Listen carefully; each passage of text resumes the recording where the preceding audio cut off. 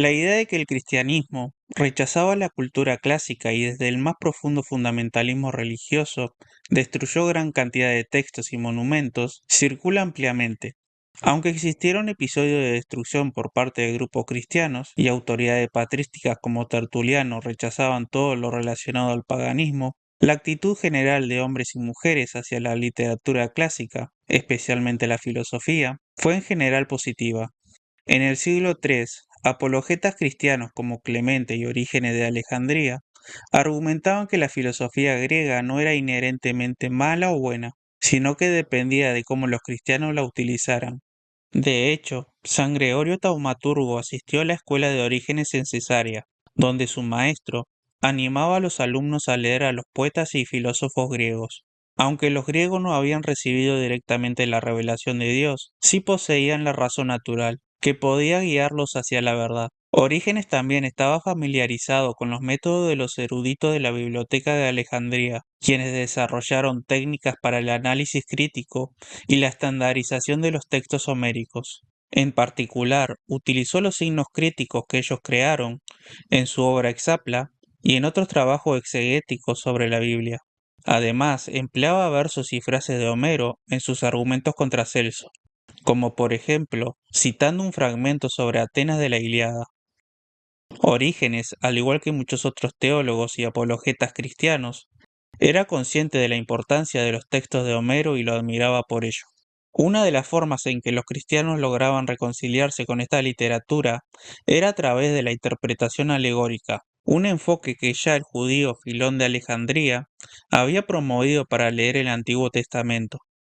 Además, Justino Mártir y Clemente de Alejandría adoptaron elementos de la filosofía estoica y platónica para interpretar pasajes de las Escrituras, especialmente el concepto de logos. La lectura alegórica de los textos no era algo nuevo que introdujeron los cristianos. Los eruditos de la Biblioteca de Alejandría habrían introducido la interpretación alegórica durante su esfuerzo por estandarizar los textos homéricos, como la Ilíada y la Odisea. Las lecturas alegóricas se utilizaban originalmente para reconciliar contradicciones y elementos ofensivos.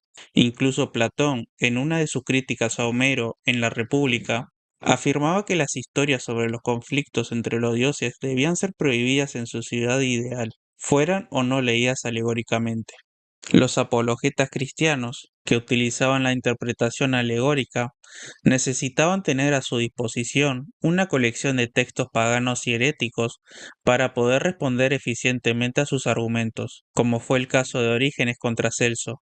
Para los cristianos era fundamental conocer los aspectos más relevantes de las doctrinas paganas y gnósticas.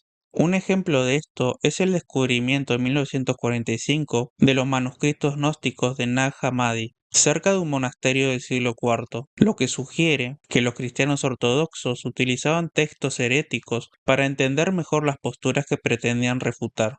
Durante la persecución del emperador Diocleciano, muchas bibliotecas cristianas fueron destruidas. Varios pudieron salvar libros cristianos, entregando a las autoridades romanas, en su lugar, los textos heréticos que guardaban en sus bibliotecas.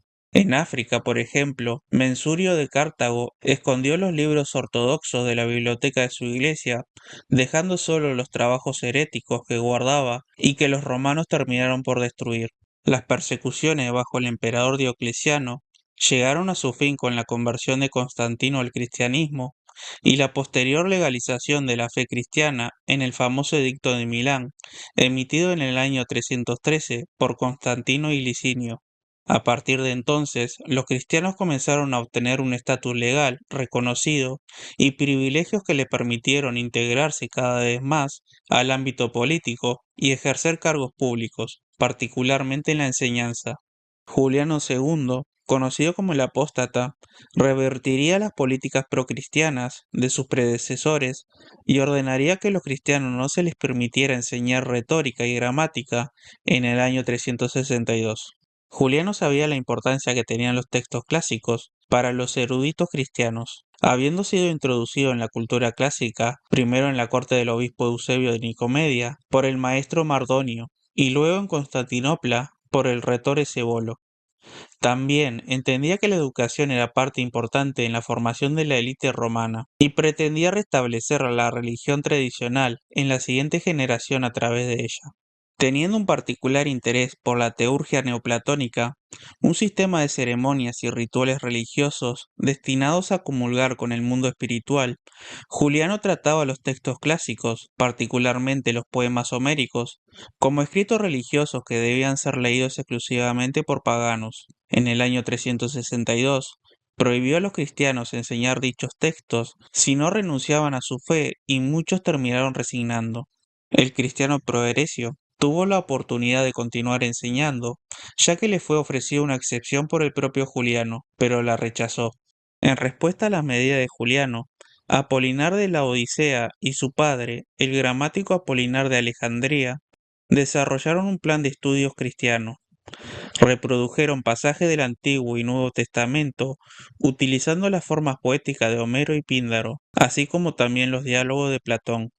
La figura crítica más importante entre los intelectuales cristianos en tiempo de Juliano fue Gregorio Nacianceno, quien conoció a Juliano ya que ambos estudiaron juntos filosofía en Atenas. Gregorio entendía que la literatura, la retórica y la filosofía griega eran parte integral en el pensamiento y estructura del discurso cristiano, pero que Juliano intentaba vincularlos a un paganismo absolutamente nuevo. Gregorio rechazaba el uso que Juliano hacía del término helenismos para referirse a una religión en lugar de una cultura o un lenguaje. Para Gregorio, los cristianos griegos eran tan helenos como los paganos y tenían el mismo derecho a leer e interpretar los textos clásicos. Tanto Gregorio como otro padre capadocio, Basilio de Cesarea, citaban extensamente a Homero. Gregorio compuso alrededor de 17.000 versos de poesía, principalmente en hexámetros, siguiendo la tradición homérica y calimaquea.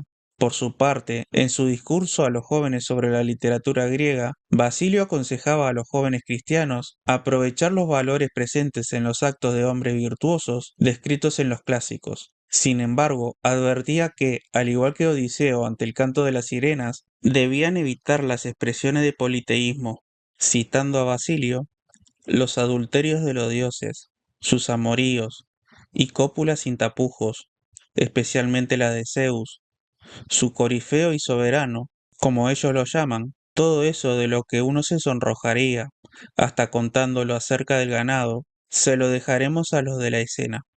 Basilio fue uno de los autores cristianos favoritos de los humanistas del Renacimiento. Leonardo Bruni, de hecho, en el siglo XIV, encontró inspiración en la traducción de los textos de Basilio para traducir también los textos de Plutarco y Platón, del griego al latín. Con la muerte de Juliano en el campo de batalla, terminaron las políticas contra los cristianos, y los maestros cristianos pudieron reanudar sus enseñanzas de los clásicos sin mayores obstáculos, manteniendo el mismo plan de estudio que los maestros paganos. Ninguno de los dos grupos vio esto como un problema, ya que ambos se beneficiaban por igual de la educación clásica. De hecho, Eunapio de Sardes, un filósofo conocido por su discurso anticristiano, recordaba con admiración a su maestro, el cristiano Proaeresio. Por otro lado, el retórico y poeta cristiano Ausonio hablaba afectuosamente de sus años de estudiante en Burdeos, donde el ambiente pagano no tuvo ningún impacto en su fe. La élite cristiana continuó utilizando y citando obras paganas en sus escritos. Entre las mujeres cristianas con un profundo conocimiento en el saber clásico, se encontraba Faltonia Beticia Proba, una poeta y aristócrata del siglo IV. No solo usaba el estilo literario de Virgilio, sino que además reinterpretó la figura heroica de Eneas como el modelo de Cristo. Eudocia, hija del maestro Leoncio de Atenas y esposa del emperador Teodosio II, compuso un poema épico en honor a la victoria de su esposo sobre los persas, además de componer un centón cristiano usando los versos de Homero. Sin embargo, las fuentes cristianas tendían a ignorar la educación y la inteligencia de las mujeres de clase alta, enfocándose más en aspectos como la caridad y la filantropía. A pesar de esto, es probable que hubo más ejemplos de mujeres cristianas versadas en la cultura clásica de lo que nos ha llegado. En Occidente, San Jerónimo, responsable de traducir la Biblia al latín, conocida como la Vulgata, Estudió gramática en Roma con Helio Donato y tenía a su disposición una biblioteca con trabajos de filósofos griegos, incluyendo a Platón, Diógenes y Posidonio, así como también de autores romanos como Cicerón, Virgilio y Terencio. San Ambrosio y San Agustín también compartían su predilección por la filosofía y la literatura griega. San Agustín, de hecho, se había alejado del maniqueísmo durante sus estudios de las ciencias griegas, particularmente la astronomía. En Palestina, durante los siglos V y VI, floreció una importante cultura literaria en la Escuela de Retóricos y Gramáticos Cristianos de Gaza, donde se destacaron figuras como Eneas, Procopio, Coricio, Zacarías Escolástico, Juan y Timoteo de Gaza. En sus poemas relataban historias mitológicas de Zeus, Teseo, Adonis y Afrodita.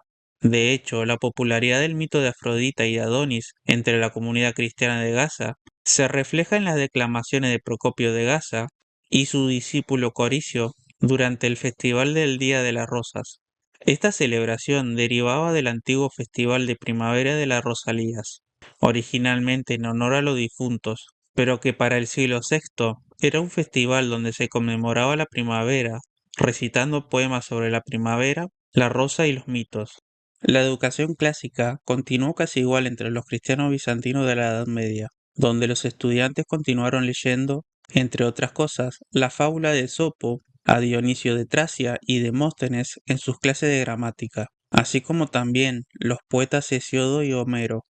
Durante las crisis iconoclastas, los cristianos en favor y en contra del uso de imágenes religiosas acudían extensivamente a autoridades clásicas en sus debates. Ignacio el Diácono, en el segundo periodo iconoclasta, por ejemplo, citaba a Homero, Hesiodo, Eurípides y Aristóteles, además de invocar la doctrina pitagórica de la amistad.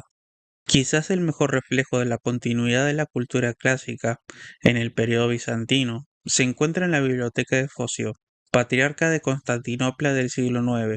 Esta obra recopila 279 libros, algunos de los cuales solo han llegado hasta nosotros a través de los extractos citados por el propio Focio. Un claro ejemplo es la obra de Antonio Diógenes, Los prodigios más allá de Tul, que, aunque no ha sobrevivido hasta hoy, se conserva de forma resumida gracias a Focio. Según el patriarca, este trabajo habría inspirado a Luciano de Samosata para componer su historia verdadera.